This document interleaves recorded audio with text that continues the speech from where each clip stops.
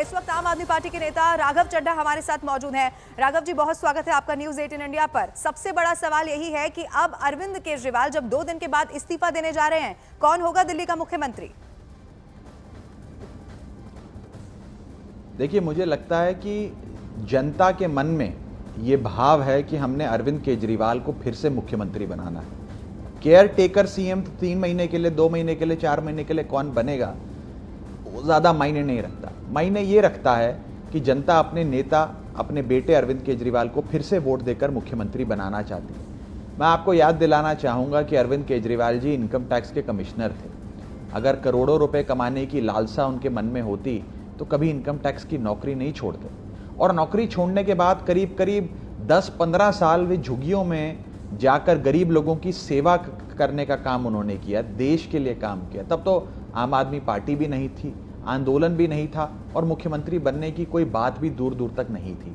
लेकिन अरविंद केजरीवाल जी ने संघर्ष किया, क्योंकि वे देश को अपने से आगे, अपने व्यक्तिगत हित से ज्यादा देश हित में काम करने में विश्वास रखते हैं। और आज उसी धारणा के अनुसार उन्होंने अपने पद को त्यागने का फैसला लिया और अग्नि परीक्षा देने का फैसला लिया। देखिए, हम एक ऐसे दौर में जीते हैं जहां पर कोई चपरासी भी अपनी नौकरी से इस्तीफा नहीं देता। और अगर राजनीति की बात करें तो सांसद विधायक तो छोड़ दीजिए, कोई साधारण सा पार्षद भी इस्तीफा नहीं देता है।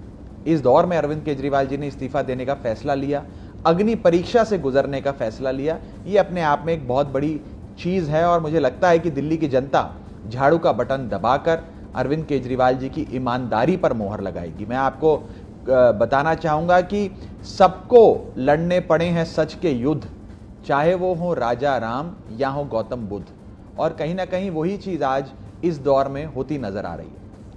राघव चड्ढा जी, क्या सीएम रेस में आप भी हैं? क्या मैं इस वक्त दिल्ली के अगले मुख्यमंत्री से बात कर रही हूं?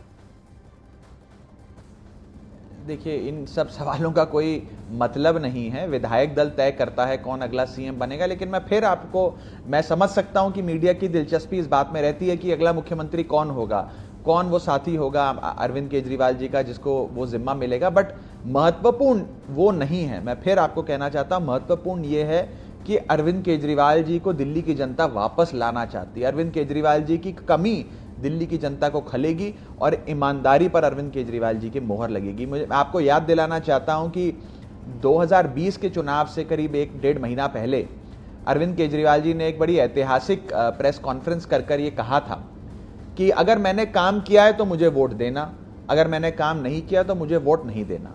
उस समय दिल्ली की जनता ने उनके काम पर मोहर लगा के 70 में से 62 सीटें अरविंद केजरीवाल की झोली में डाली। इस बार 2025 का चुनाव अरविंद केजरीवाल जी अपने इस कथन पे लड़ रहे हैं कि अगर मैं ईमानदार हूं, अगर दिल्ली की जनता को लगता है कि मैं ईमानदार हूं, तो मेरी ईमानदारी पर वोट दबाकर झाड़ू का बटन दबाना, और अगर आपको लगता है मैं बेईमान हूं तो मुझे भले वोट मत देना। मुझे लगता है कि 2025 का ये चुनाव इस बहस को हमेशा के लिए समाप्त कर देगा, और आम आदमी पार्टी, अरविंद केजरीवाल जी जनता के प्यार आशीर्वाद से विजयी होंगे। अच्छा, लेकिन टाइमिंग को लेकर भी राघव जी इस वक्त सवाल उठ रहे हैं। बीजेपी खास तौर पर इस बात को लेकर पूरी तरह से अब हमलावर है कि अगर इस्तीफा देना ही था तो फिर अब क्यों दिया, जब सुप्रीम कोर्ट की तरफ से शर्त रखी गई है कि आपको सीएम ऑफिस से दूरी बनानी होगी, तो कहीं इस शर्त की वजह से तो इस्तीफा नहीं दिया? ये सवाल पूछे जा रहे हैं अरविंद केजरीवाल को लेकर। देखिए, अगर जेल में रहते हुए इस्तीफा दे देते तो क्या होता?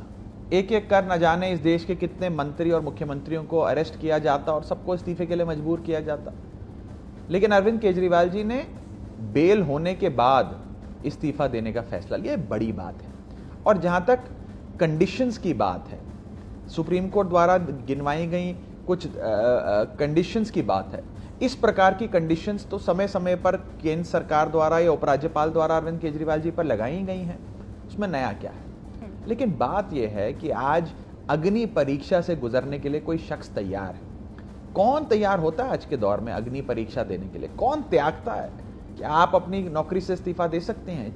क्या कोई एक साधारण नौकरी करने वाला, चाहे चपरासी की नौकरी हो या बस कंडक्टर की नौकरी हो, कोई अपनी नौकरी से इस्तीफा देता है? नहीं देता। और ये तो मुख्यमंत्री के पद से इस्तीफा देने की बात है, अपने आप में एक बहुत बड़ी बात है। और जनता की अदालत में जाने का फैसला करना कोई साधारण चीज नहीं है। आप सब जानते हैं कि इस प्रकार के जो मुकदमे होते हैं दशकों तक चलते हैं। लेकिन अगर आपको अपनी बेगुनाही साबित करनी है, अपनी ईमानदारी स्थापित करनी है, तो इस लोकतंत्र में, इस देश में जनता की अदालत से बड़ी शायद ही कोई अदालत होगी।